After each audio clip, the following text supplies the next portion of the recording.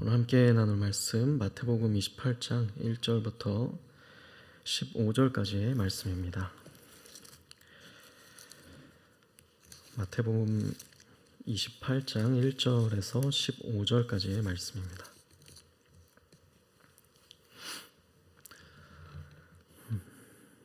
다 찾으셨으면 한 절씩 교독하도록 하겠습니다.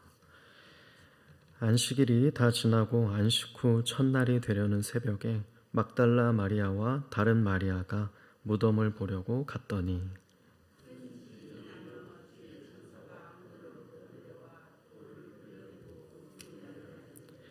그 형상이 번개 같고 그 옷은 눈같이 희거늘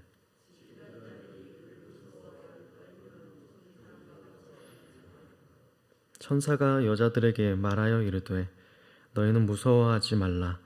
십자가에 못 박히신 예수를 너희가 찾는 줄을 내가 아노라.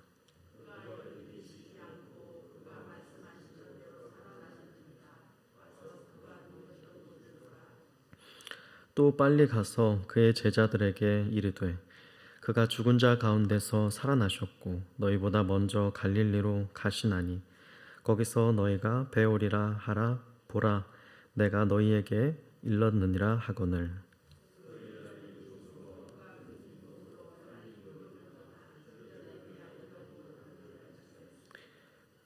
예수께서 그들을 만나 이르시되 평안하냐 하시거늘 여자들이 나아가 그 발을 붙잡고 경배하니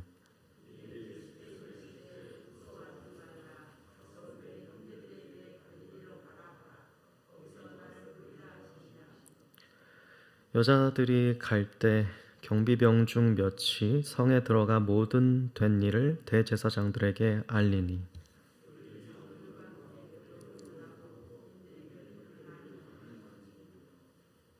이르되 너희는 말하기를 그의 제자들이 밤에 와서 우리가 잘 때에 그를 도둑질하여 갔다 하라.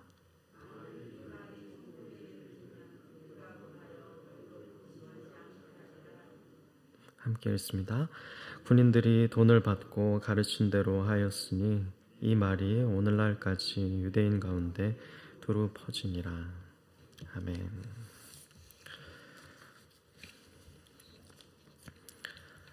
네, 오늘 이제 마태복음 28장의 마태복음 마지막 장의 내용에 들어섰습니다. 마태복음 28장은 이제 예수님의 부활하신 그 예수님에 대해서 기록을 하고 있습니다. 그리고 특별히 예수님의 부활을 누가 가장 처음으로 목격을 해서 그 사실을 전했는가에 대해서 우리에게 상당한 내용을 알려주고 있습니다. 그리고 또 하나의 마지막 장에 오늘 읽은 부분에 기능이 있다면 예수님이 다시 살아나신 사건과 관련해서 그 당시 방금 마지막 부분에 읽은 것처럼 유대 땅에 돌던 소문이 있었던 것으로 보이는데요. 그 소문이 사실이 아니며 그 소문이 어떻게 그 거짓 소문이 퍼지게 되었는지까지 설명을 해주고 있습니다. 그리고 이제 내일 본문 마지막에 이르러서는 예수님의 이 세상에서 가장 영어로는 The Great Commission이라고 불리는 지상 대명령이 제시가 되면서 마태복음의 큰 대단원이 마무리가 내려지게 됩니다. 오늘 본문에서도 역시 그 시기가 언젠지 먼저 1절에서 언급을 해주고 있죠. 안식일이 다 지나고 이제 안식 후 첫날 주일이 되었다는 것을 알 수가 있는데요. 그래서 새벽에 아직 이제 동틀 무렵에서 다른 사복음서에 보면 아직 어두울 때라고 되어 있는데요. 그때 역시나 여자들이 등장을 합니다. 여기서는 이제 막달라 마리아와 다른 마리아, 그래서 즉 이제 야고보와 요셉의 어머니 마리아로 이제 추정이 되는데요.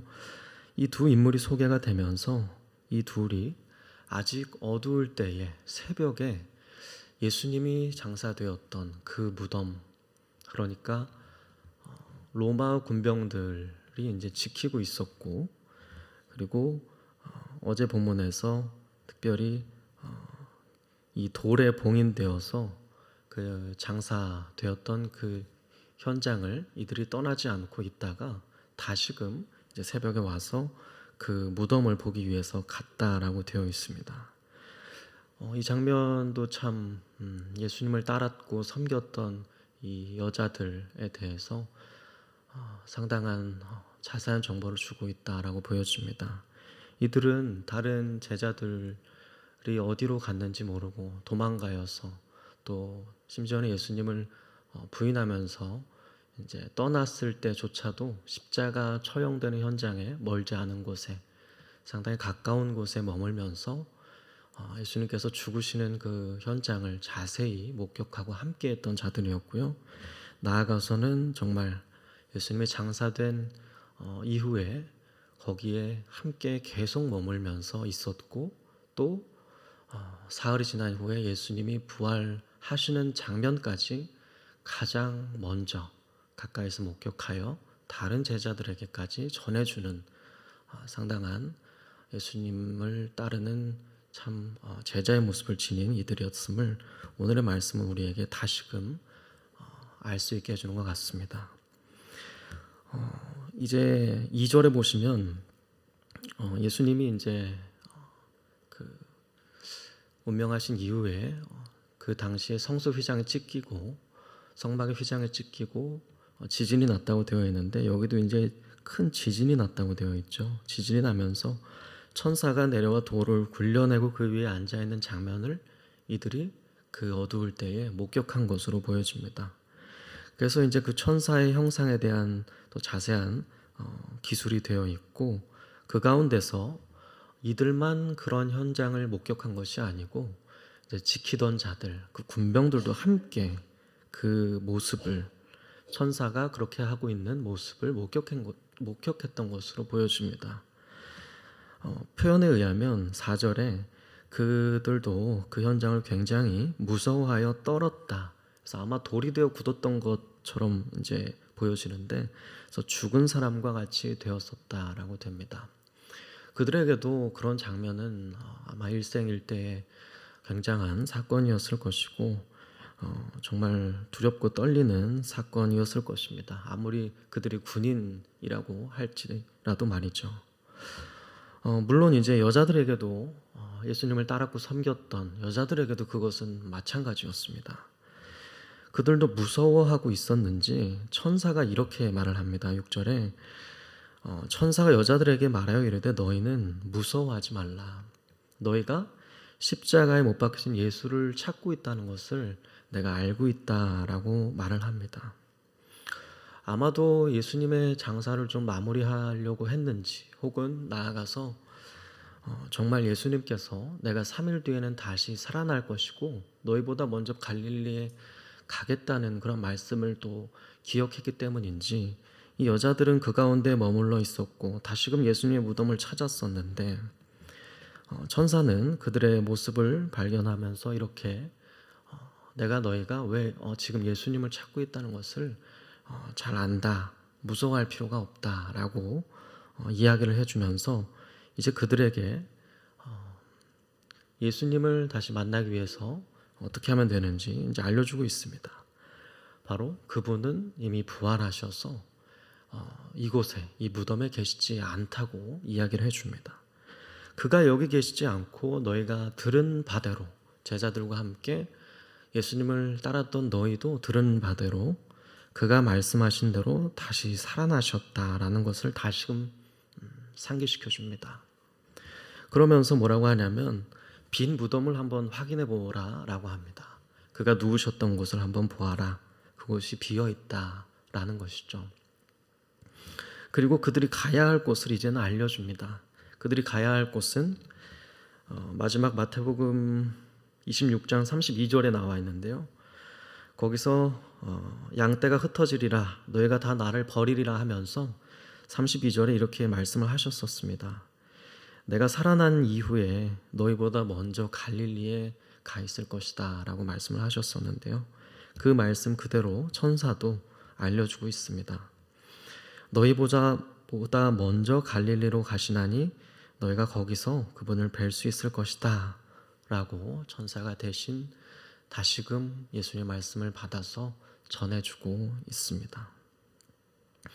그 소식이 비록 두렵고 무서운 일이었겠지만 예수님을 따랐고 섬기고 또 나아가서는 예수님께서 하신 그 말씀을 가슴속에 품고 지니고 있었을 그들에게는 또 상당한 기쁨이고 설레는 일이었을 것 같습니다. 그래서 여기 표현에 보면 여기 이 여자들이 그 이야기를 들었을 때 8절에 보시게 되면 그 여자들은 무서움과 더불어서 어떤 감정을 느꼈다고 되어 있냐면 큰 기쁨으로 그 무덤을 재빠르게 떠났다라고 되어 있는 것이죠.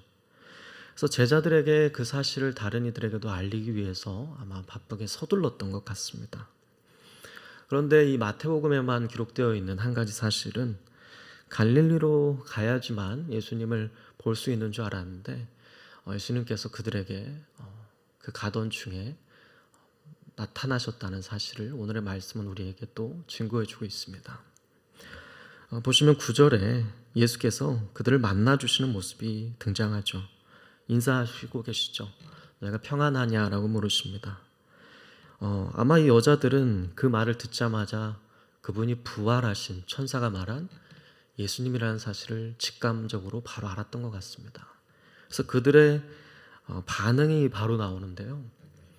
그분의 발을 붙잡고 경배했다라고 되어 있습니다. 아마 그분의 발을 붙잡고 엎드려서 그분 앞에 경배를 드렸다, 라는 표현인 것 같습니다. 이를 볼 때 그분이 실제로 이후에 제자들의 모습에서도 나타나지만 만져지고 또 음식도 잡수시고 하지 않습니까? 그러한 육체를 입으신 그러한 분으로 실제로 부활하셨다는 사실을 보여주는 대목이라고 할 수 있습니다. 이 여자들도 그 모습을 보면서 그분의 발을 붙잡고 경배하면서 그분께 나아갔던 모습을 볼 수가 있습니다. 그래서 예수님은 여전히 아마 두려워하고 있을 그들에게 다시 한번 무서워하지 말라, 그리고 가서 내 형제들, 제자들 일련의 무리들을 뜻하는 것이겠죠. 그들에게 가서 갈릴리로 가라고, 거기서 나를 만나라고 전해달라는 부탁을 하시면서 이제 사라지셨던 것 같습니다. 오늘의 이 말씀, 그러니까 어떻게 보면 참 기독교에서는 가장 중요한 토대이자 기반이라고 할 수 있는 부활에 대한 내용의 어떤 근간을 이루는 말씀이라고 할 수 있는데요. 그 부활의 현장을 가장 먼저 목격했던 이들에 의해서 그 부활의 당시에 어떠한 일들이 일어났는지 이렇게 자세히 우리에게 알려주고 있고, 또 나아가서 마태에 의해서 그 부활과 관련된 거짓 소문이 이제 이후의 말씀에서는 11절과 15절에서는 우리가 읽었듯이 그것이 대제사장과 유대 지도자들에 의해서 만들어낸 거짓 소문이 얽혀 있었을 뿐 그것은 참 사실이었고 진실이었고 정말 예수님께서는 그분이 말씀하신 대로 살아나셨다는 사실을 정확하게 알려주고 있습니다. 우리가 예수님께서 죽으시고 이렇게 다시 살아나셨다는 이 하나의 종합적인 사실을 가리켜서 바로 복음이라고 합니다. 예수님의 죽으심만도 복음이 아니고 예수님의 부활하심만도 아니라고 할 수 있을 겁니다. 그래서 사도 바울의 표현에 의하면 고린도전서 15장 1절부터 8절에 그 복음에 대해서 자세하게 좀 정리를 잘 해주고 있는데요. 바로 내가 너희에게 전하는 복음을 너희에게 알게 하는데 다시금 너희가 그 가운데 선 것이다 라고 하면서 그 복음이 무엇이냐라고 설명해 줍니다. 바로 오늘 방금 언급드린 것처럼 그것은 크게 두 개의 큰 축인데, 하나는 15장 고린도전서 15장 3절에 보시면 성경대로 그리스도께서 우리 죄를 위하여 죽으셨다는 것이고, 그리고 나아가 4절에서는 장사 지낸 바 되셨다가 성경대로 사흘 만에 다시 살아나셨다는 것이다. 그리고 바울은 더 나아가서 이것 또한 언급합니다. 그리고 베드로와 12 제자 등 500여 형제에게, 그 많은 무리들에게, 우리에게 그 부활의 모습까지 보이신 이 놀라운 사실이 바로 우리가 지금 서 있고 내가 너희에게 전한 그 복음이라는 것이다 라고 설명을 합니다. 그래서 기독교의 가장 큰 우리가 종교개혁 이후에 개신교에서 아마 몇 가지 지키는 절기 큰 어떤 행사라고 할 만한 것이 없는데요. 가장 큰 우리가 이제 지키는 절기가 있다면 바로 부활절과 성탄절이라고 할 수 있겠죠. 성탄은 이제 그분이 약속대로 이 땅에 오신 날이기 때문에 저희가 그것을 기념하여서 지키는 것이고요. 그리고 특별히 이 부활절은 기독교, 이 개신교의 근간을 이루는 가장 큰 우리의 어떤 소망이 담긴 아주 중요한 의미를 담고 있는 날이기 때문에 우리가 그것을 계속해서 오늘날까지 아주 의미 있게 지키고 있는 모습을 볼 수가 있습니다. 그리고 오늘의 말씀이 바로 그에 대한 역사적 사실을 자세히 알려주는 말씀이 되겠습니다.